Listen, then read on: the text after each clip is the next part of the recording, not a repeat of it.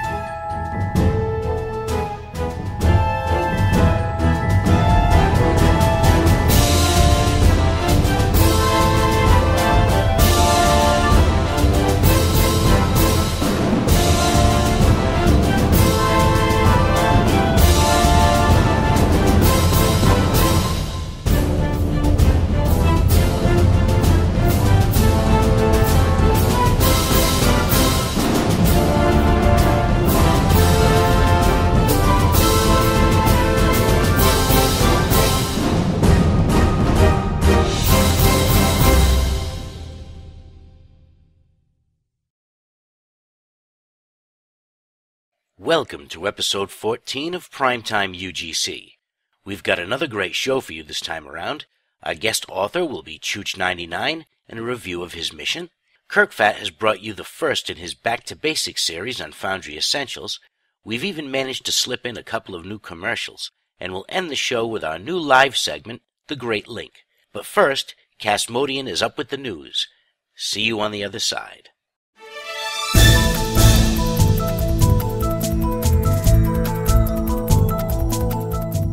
And now, the news, brought to you tonight by Terran Shuttle Insurance. In the news this week, new uniforms added to the C-Store, teases of Season 7, spotlight missions, and more. Leading off tonight, new uniforms were added to the C-Store since our last broadcast. These uniforms consist of the racing uniforms featured in Voyager. These uniforms are available at a cost of 500 Zen and are account-wide unlocks. Additionally, the Admiral's uniform from the early seasons of The Next Generation were added. These also cost 500 Zen, and if you did not pick them up when it was made available, the jumpsuit-style uniforms featured in the first two seasons are also available. Hopefully these will be added to the Foundry soon, but the track record for this proves that this will probably not be the case. Teases of Season 7. The first new concept art of Season 7 was made available. These concepts consist of a Romulan colony potentially being attacked by the Thalians, and concept art for the Azure Nebula, a region of space bordering Romulan space, and actively featured in the not-canon to Star Trek Online Destiny novel trilogy. Yes, that's right. You could save 15% or more on shuttle insurance by switching to Terran.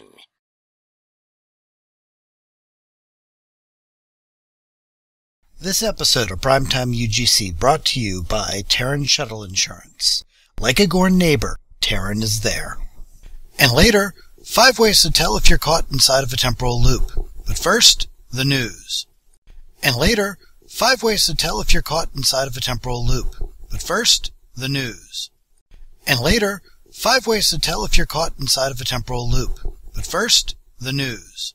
Oh no, not again.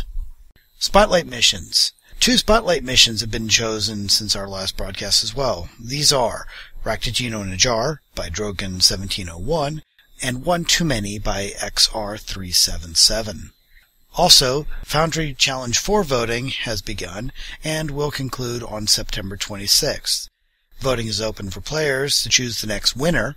Stay tuned, and we will reveal this choice in a future episode. A new Starbase feature project has also begun. These are cosmetic interior additions that, for the Federation Starbase, will add history for the vessels named Enterprise, and for the Klingon side, it upgrades their transporter facilities and adds banners to their starbases. Star Trek Online also linked up with Raptor. Raptor, a popular player reward site, has coordinated with Star Trek Online to provide a couple of rewards to players who join their service and link Facebook accounts with them. These rewards, a Gumato, a baby Mugato-like creature from the same planet, and a holodeck bundle consisting of a one-time dilithium reward, a very rare space or ground weapon, and dual team or player batteries. This latter is only available on a single account, whereas the Gumato is a account-wide unlock. Also, the Thalian lockbox will be going away shortly. These lockboxes are scheduled to go out of the game on September 20th, so if you're collecting items from them, stock up now and remember that the prizes may be obtained from them after they stop dropping. A new Ask Cryptic also went live this past week. Not much in the way of Foundry answers, but one point is that fleet marks are again tied to the Foundry Daily Wrapper mission. You may also earn 50 fleet marks in addition to the dilithium or item reward that you normally earn. It is also hoped that Foundry spotlighting technology will be integrated into the Star Trek UI within next month. Although, as all things are with this, subject to change with little to no notice. In the very near future, it is also believed that a Foundry asset thread will be created by Zeronius Rex. This thread is alluded to by executive producer Dan Stahl and will go in sometime after a release of Update of Assets. This thread will be used to coordinate additional asset requests for the game. And finally, a new poll went live on the site for the first time in ages, and we encourage you all to go to this poll and to vote for the Foundry. Or whatever you desire, as long as it's the Foundry. And that tonight is the news, ladies and gentlemen.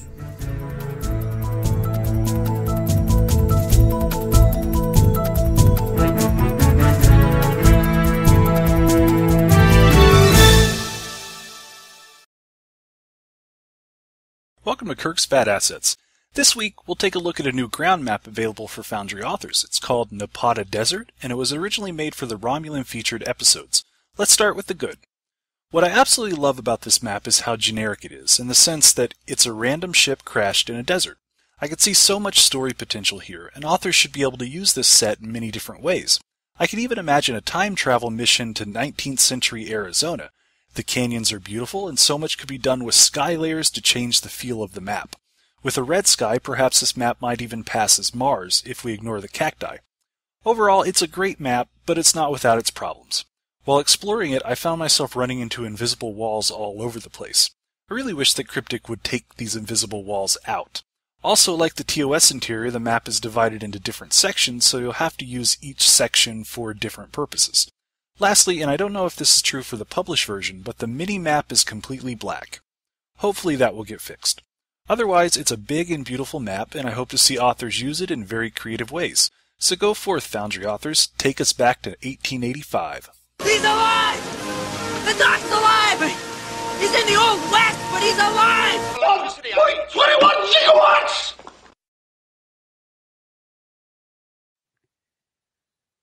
Tonight on Primetime UGC, our author interview is Chooch99. And here he is. Welcome, Chooch, to Primetime UGC. Hey, thank you for having me. It's an honor. And we'll jump right in with my typical first question. When did you begin playing STO, and when did you get into the Foundry? I actually started the first day of open beta with all the bugs that everybody seems to have similar stories about. First successful day where I didn't keep getting kicked was probably a week later, but yeah, generally during open beta. And ever since then, I've subscribed nonstop. And what was your first experience with Foundry?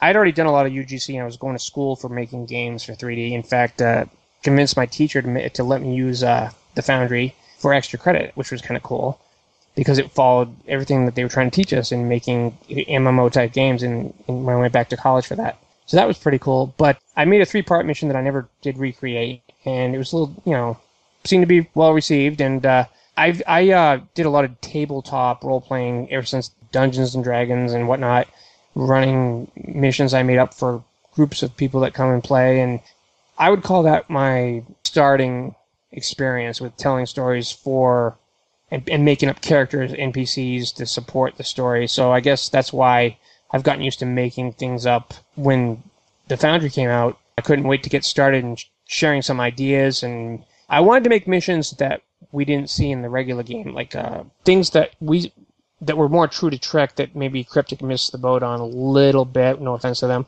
For example, let me think.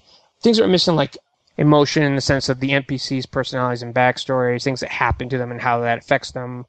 Maybe some adult interactive choices that are not too risque, but a little more mature for romantic encounters with NPCs. I've started kind of experimenting with that. I'm very, very careful not to cross certain lines to raise red flags so that I lose my ability to do this. But I feel that there's room to kick it up a notch for there's a lot of adults that play this game, and I don't feel we have to be too PG, but at the same time, Star Trek has always had those aspects as much as space battles, in my opinion. So I wanted to do things like that. Just try things that we haven't seen in missions, that because they're maybe being a little too careful with the ratings, and it's a game. But at the same time, just try to tell a good story. That's the biggest thing for me. I look at the swan in the middle of the ice sculpture, and I try to, whatever gets in my way with the Foundry's limits or tools, I try to picture what I want to happen in the story and use whatever tools are available, and if they're not, I work around it until I can chisel away and get that swan to come out. That's probably the best way I can describe it. What Trek series most inspires your work, and why? Deep Space Nine, for sure, is my favorite. The Federation has always come across as, have all these ideals that they preach to everybody in the TNG era, and that was all nice and fine, but it was never put to the test. Even with the Borg, it wasn't put to the test as much as it was in DS9. And how far would they be willing to go to keep it that way? When things came close to ending. Certain episodes like Pale Moonlight, where Sisko made some controversial decisions, things like that showed how far they were willing to go and where they drew their moral line in the sand and said that, what is the Federation? Is it an ideal? There was a lot of stuff going on in that show that was more than just space battles, and that's what I loved about it. I'd have to say Deep Space Nine. Do you have a favorite theme that you like to revisit when making a mission? A theme? I try to tie my stories somehow, all of them together in some way, even if it's not obvious at first. Whether it's a recurring NPC that's from both arcs or some reference. But I'm kind of trying this. I think that's my thing. I try to make them all a shared, referred to, they're separate stories, but yet they kind of have some foot in the door back and forth to each other. At least I try to keep it that way. Who do you write your missions for? I think most Foundry authors are going to say that they write for themselves. I'd be lying if I say that's not generally what happens. But as I started writing, like, say, the first story arc, the comments and responses I got from players, good or bad, would often influence the direction I took it with the next one, because I'm not trying to please everybody to get plays, but sometimes people would have some good ideas, or they'd say, oh, I love this NPC, I would like to see them come back. So I would try, see what I could do to make them happy while making myself happy. And sometimes it was a happy marriage of the two. So, if that answers the question. Beyond Star Trek, what sources do you draw your inspiration from for your stories? Personal experiences from life. The missions you guys are going to review, Secret Academy and Needs of the Many Voices, actually, I wrote those during one of the worst times of my life as far as a personal series of bad things that were happening to me right after my father died and some other stuff was going on. And so I think that when people respond to how much they like those stories with the characters and what's going on with them, there's a Vulcan character who lost her father during the Dominion War. She's a cadet, and in the second mission there's a sort of a flashback to that when she's a child. And that came from my losing my dad recently when that happened. So I was drawing from my own. I think that's the best thing you can do if you have something bad happen. Any artist is use it. Don't throw it under the rug. Use it. If you're doing something, if you're writing, if you're making music, and you have something emotional happen, I think that it's fair to say that the best songs, the best stories come from personal experience, and that's an example right there. Of the missions that you've played or had the opportunity to experience, what's the one that stands out to you most that as an oh my god sort of thing? It can be your own missions. Balnar Moon, of course, Alamac 30. Mostly with the engineering aspect of his construction of the shuttle bay and the Earth space dock. I was amazed at what he was able to pull off, and I couldn't have I don't think I could have the patience to go that crazy. I like to use a lot of pre-made maps. I'll edit the heck out of them, but I don't have the patience to do what he does. He's got it there. That's his thing. If we could work together and he did the sets and I did the story, I think it'd be pretty awesome. It'd be great to work with someone and be able to do something like that. We were supposed to be able to. Havraha had one, Mud's Weapons. I loved it. It was neat. I loved the way he had the NPCs act and make your bridge officers act. I like it when authors are willing to make your bridge officers act a certain way, but some people do get carried away and make like a Vulcan suddenly go acting emotional, and they aren't noticing that might happen. He was careful about it, but yeah, I like it when liberties are taken, but not gone too far, and it's cute little story things. Yeah, I would have to say that one, Mud's Weapons. In a perfect world, what would be the one addition that you would love to see to the Foundry's editor? Definitely cutscene creator, and they do the Star Trek titles like they show in the when you do the events and the. Thank you. Oh, I would love to see my missions when the war began or whichever mission pop up like that as a title when you're warping in or whatever. That and just being able to do the cutscenes. That would be sweet.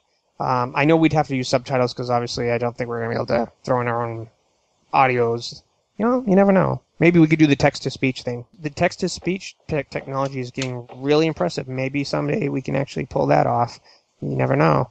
But, yeah, the cutscene editor, I would have a field day with that. I'd go back to all my old missions and do a lot of editing. But the title thing, Jupiter uniforms. I wish at least give us the Jupiter uniforms. Those are the Enterprise F uniforms. They kind of becoming more official. Cryptic's putting all those uniforms on all their NPCs for their remastered missions. I think it's safe to say that's becoming the official mission. How about letting us have them? You've mentioned a project that you're working on. Can you tell us a little bit about that? Yes. Well, as you may know, I'm a staff writer for Subspace Radio, and they hired me to be a staff writer. We write fleet ads, so if any fleets out there want to get promoted and say, get people to join, because we've had a lot of success stories.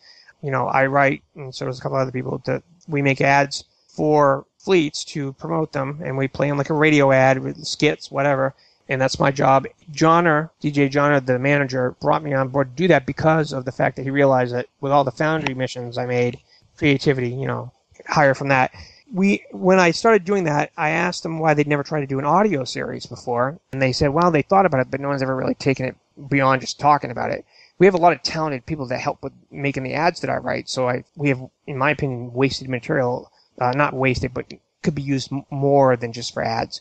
So I thought about, what if we made an audio series that was Star Trek Online's lore, maybe a shared universe where we can reference Foundry missions, make it tie in like Balnar Moon or mention Helna, or maybe Reunion. We can reference something that happened in one of your episodes of Reunion, so that when people are listening to the audio series, which we've already got underway, I've got an ad, there's a link in the forums, and we made a teaser ad, but we have a lot of people involved, and it's open to people to come play minor or big roles as the time goes. It's seasonal format.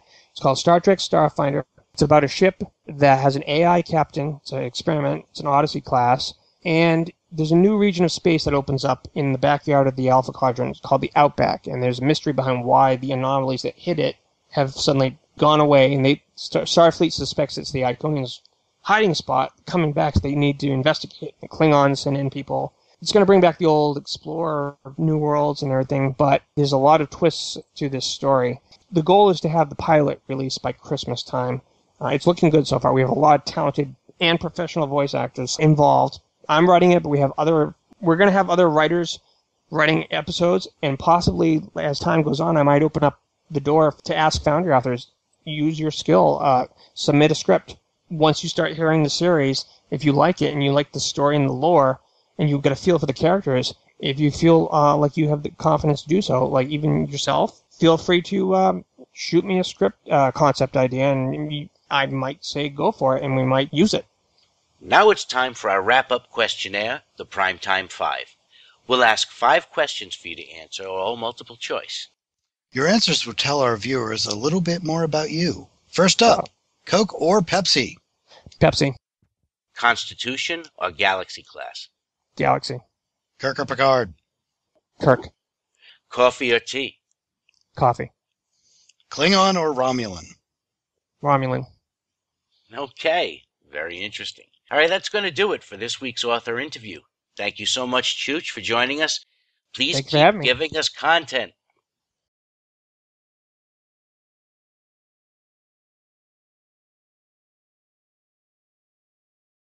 Good evening and welcome to PrimetimeUGC's mini mission review.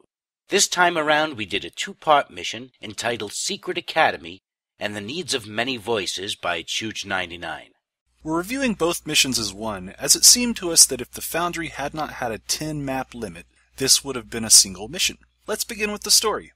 We will refrain from divulging too much, but the player is enlisted into an ongoing anti-Borg exercise involving the use of a virtual Borg unimatrix at a starbase near the Mutara Nebula. Throw in some very special cadets, as well as a few familiar characters, and the action begins rather quickly. Chooch99 is adept at bringing light dialogue and humor into a heavy situation and having them mesh perfectly. Each character is different, and you feel as though you know enough about them without having to deal with walls of text.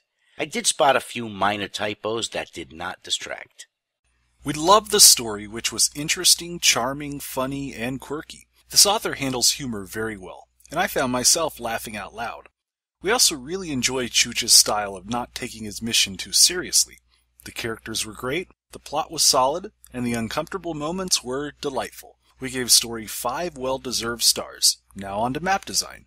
Maps were well done, and Chooch used them to their fullest, especially in the last maps of his story, guiding the player through several unimatrices on one single environment.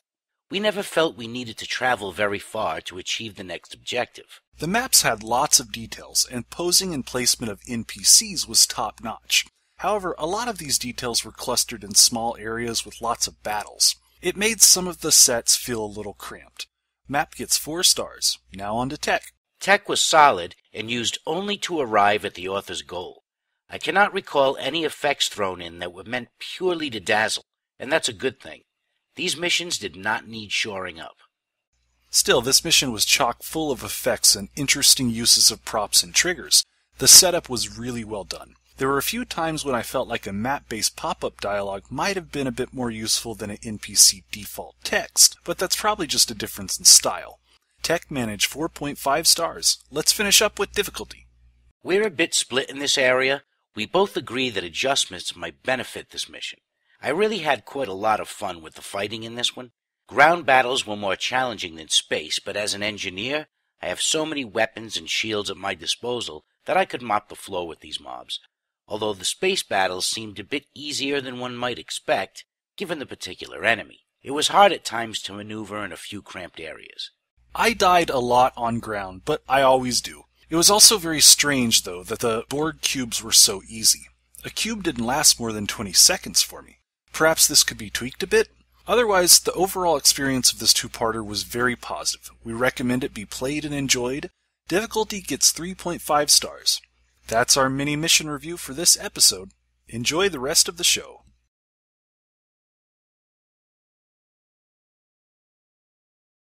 Coming up after Primetime UGC is this week's Quadrant-wide cinema, where you get to sample the best interspecies entertainment available.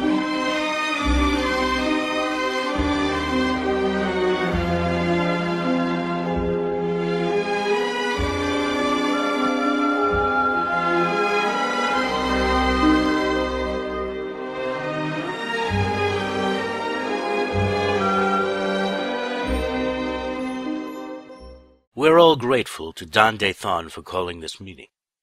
We all know him as a modest man, although this is the first time we've ever actually met. Yes, too modest. He had all the judges and politicians in his pocket and refused to share them. A refusal is not the act of a friend. Surely you could submit a bill for such services. After all, we're not communists. Santino, his suit red. Huh?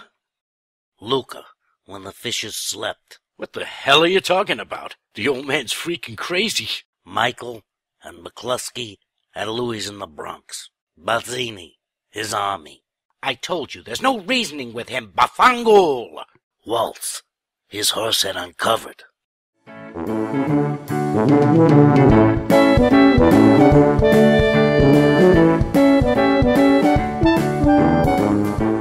Hello, Stowe community. Welcome to Foundry Essentials. This next set of tutorials that should run with each episode of PrimetimeUGC will be a back-to-basics special. We're going to go back to the very basics of the Foundry and do a walkthrough. And hopefully this walkthrough will benefit new Foundry authors, people who are struggling to learn the toolset, and people who may be frustrated with the existing tutorials because they're now outdated. So what I'm going to do in this short tutorial is I'm just going to give a very basic introduction to the Foundry, and the next set of tutorials we're going to start building our mission together, and by the end of it we'll both have missions constructed, and you should have a pretty good understanding of how the Foundry works. Okay, so this is where you start. This is the first screen, and you'll want to click Create Content. And before you get to this point, if you're a brand new Stowe player, you should have at least played the tutorial and earned 10,000 dilithium. You're going to need the dilithium to buy project slots if you're a free-to-play player. So you'll see this screen. If it's your first time logging in, you may not, or you may have some character slots, or you may need to buy Foundry project slots. As far as I know, if nothing has changed, silver players, which are the free-to-play players, get 0 Foundry slots, so they have to buy Foundry slots with 10,000 dilithium. Gold members who do subscribe to the game get 8 slots. So once you have your slots, and once you have your character, you'll log on. And I should say that when you think about this character, don't even worry about it. I mean, once we entered that screen, we went right to the Foundry, so nothing that we do with this character is going to affect the normal game. It's really just a throwaway character that we create in order to test our maps. It doesn't take away from your other character slots in the main game. It's simply just a toon that you need to create in order to test your Foundry missions. And I should also say that if you're building a Federation mission, you need to have a Federation toon. And if you're building a Klingon mission, you need to have a Klingon toon, because you can't use a Fed to test a Klingon mission and vice versa. So if you've decided to build a Federation mission, create a Federation toon and then create a new project. And when you create a new project, you can specify that is Starfleet and give the project a name. Now you can change the name at any time, so you can give it just some kind of random name. I've already created the project that I want to use, and so I'll go ahead and load that now.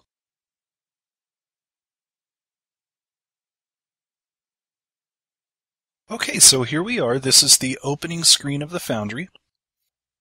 Up here it tells you your mission is not published. There's your mission name. Here's a project ID, which is a unique designation of your mission. You can specify the language. You can also change the allegiance of your mission. This description box is the first thing that a Stowe player will see when they're browsing UGC missions. So we'll deal with that later when we really finish our mission and we're ready to sell it to the public. We'll deal with this screen.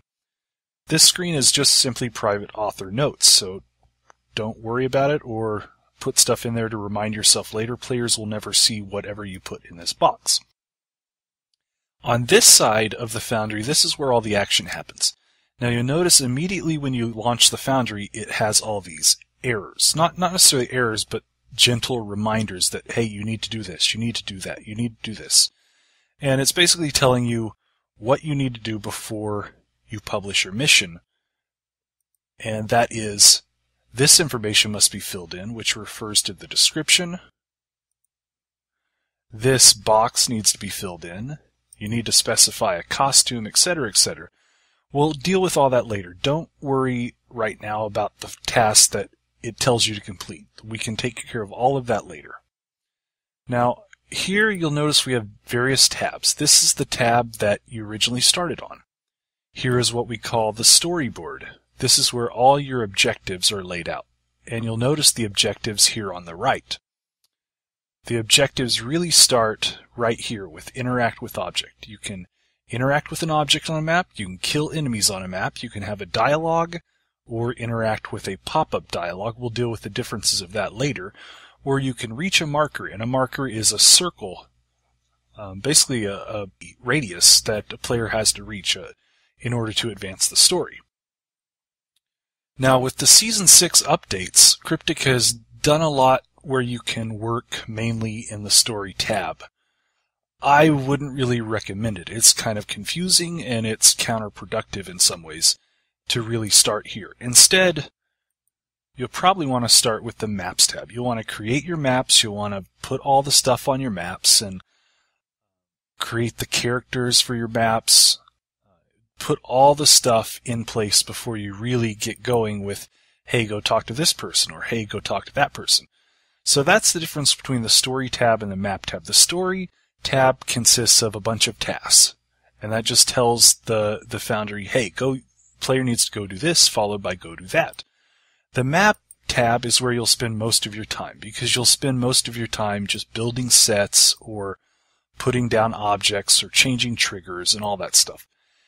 And you'll also notice there are different types of maps that you can create. So if we create a map, we could create a space map.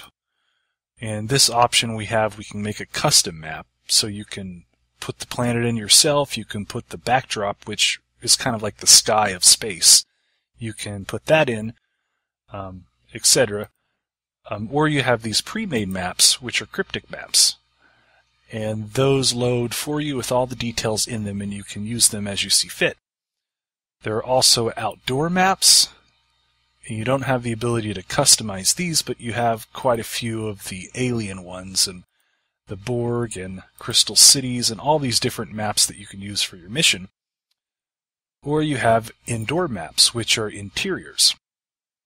We'll get into that more later when we actually start to build our mission. But that is the Map tab. It's where you can put spawn points, you can put respawn points, lay down your planets, put in your details, etc. And we'll deal with quite a bit of that as we go. The other tab to think about here is the Dialogue tab. Now, don't worry too much about this for now, because the game will take you to it when you need to do something with it. So don't worry about creating dialogues here and messing with this very much, because the Foundry will take you to it.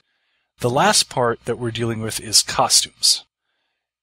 You don't have to create costumes for every NPC, which means the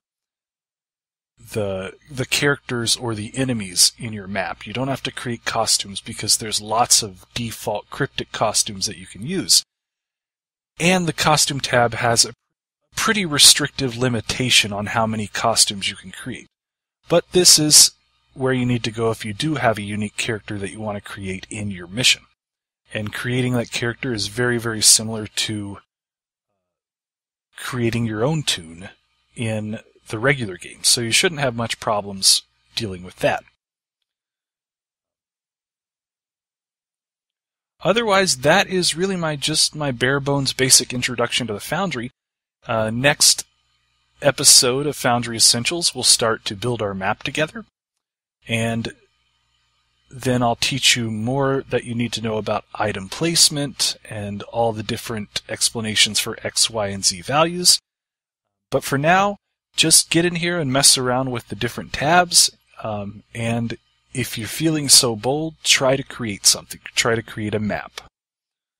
Or put Borg battleships in the map and just play test the map to see what they look like. Okay, this has been Foundry Essentials, Part 1 of an Introduction to the Foundry. Stay tuned for Part 2 next time, and we'll really get into the details. Okay, see ya!